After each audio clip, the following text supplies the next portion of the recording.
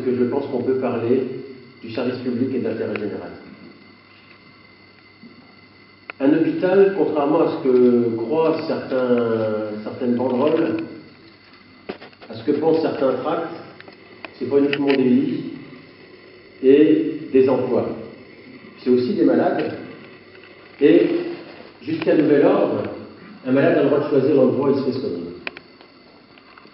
Et j'ai entendu dire depuis un certain temps qu'il était possible d'aller en voiture de Mayence à Thionville, ou même de Mayence à Metz, et que si jamais il n'y a pas le médecin qu'on souhaite trouver dans un hôpital, on va en voir un autre.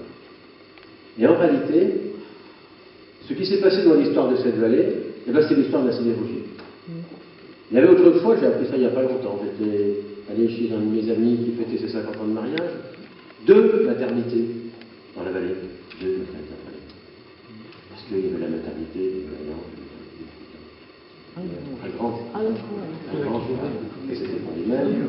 Et on allait là. Il y avait de l'ambiance. Il y avait de la sidérurgie. Il y avait des moyens. Et Alpha Santé était l'ombre portée de l'ancienne sidérurgie, de la vallée de la Flèche et de toutes les puissances qu'on voyait autour. On le voit encore à certains bâtiments. Et la vérité, c'est que cet hôpital, comme ces maternités, est tout simplement menacé de disparaître. Parce qu'il n'y a plus d'usagers.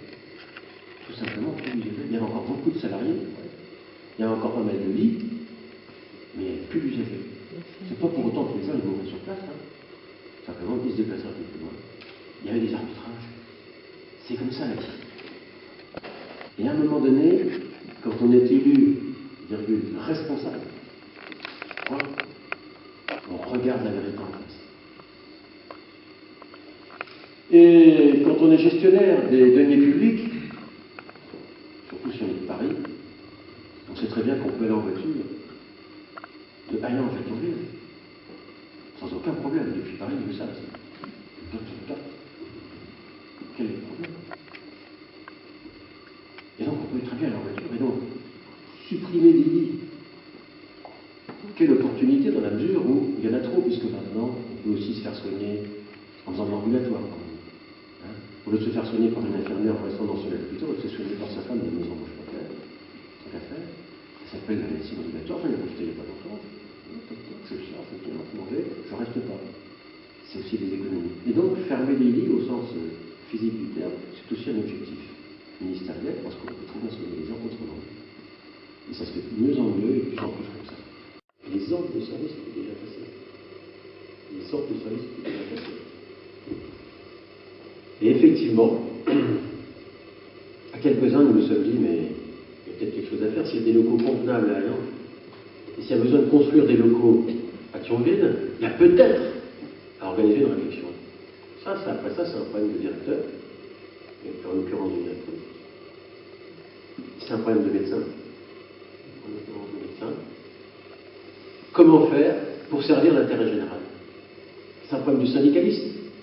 Attention, les syndicalistes qui défendent leur personnel, voir arriver tout d'un coup 150 personnes qui débarquent et qui vont prendre les places qu'on espérait avoir pour grimper un petit échelon, pour occuper les syndicalistes responsables. Chapeau la CGT qui siège dans nos instances. Je le dis devant mes collègues parce que finalement elle nous a expliqué que ce n'était pas du tout drôle pour elles, pour eux en général, et que si on arrivait à leur démontrer que c'était l'intérêt général, comme syndicaliste, on pouvait aussi servir l'intérêt général. Et de fil en aiguille, il s'est construit un projet qui était favorisé par une circonstance. Je vais venir en mille, la crise des hauts fourneaux. Pourquoi? Parce que moi, je suis maire de Metz. Quand je téléphone à un ami à Bordeaux, on me dit « Ah, en plus, tes hauts fourneaux, t'es dans la galère. » Je ne sais plus où mettre avec les hauts fourneaux. J'en entends parler tout le temps, les hauts fourneaux. Et à Paris, ils avaient bien remarqué que ailleurs, j'ai entendu que c'était tout près, mais ils avaient aussi entendu parler des hauts fourneaux parce que ça faisait 20 heures tous les jours. Edouard Martin, c'est une vedette. Il y en a un qui ne connaît pas son nom, le but de la France, c'est qu'il ne regarde pas la télé. Alors, finalement, Michel Dicotte et moi, accompagné du maire de Thionville, Bertrand Merle, qui donc a accepté l'idée de ne pas faire construire chez lui une extension de son hôpital pour valoriser les mètres carrés, les équipements existants ici. Chapeau l'artiste, il faut s'en souvenir de ça. Il faut le faire. Vous savez, les maires, il y en a quelques-uns, hein, c'est plus pour moi, hein.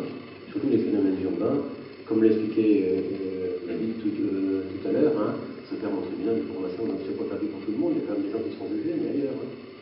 Hein, parce qu'on peut aussi aller se juger à Thionville. Ok. Et donc là, l'intelligence collective a fonctionné. L'idée que le service public et au service du public et de l'intérêt général a fonctionné, et vous avez entendu, aussi bien le docteur Qualifié que Mme Anatole, la réflexion qu'il a fallu monter, les convictions qu'il a fallu trouver, la conviction du conseil de surveillance, mais aussi des médecins. Des médecins, imaginez des médecins qui font de la psychiatrie sur lui.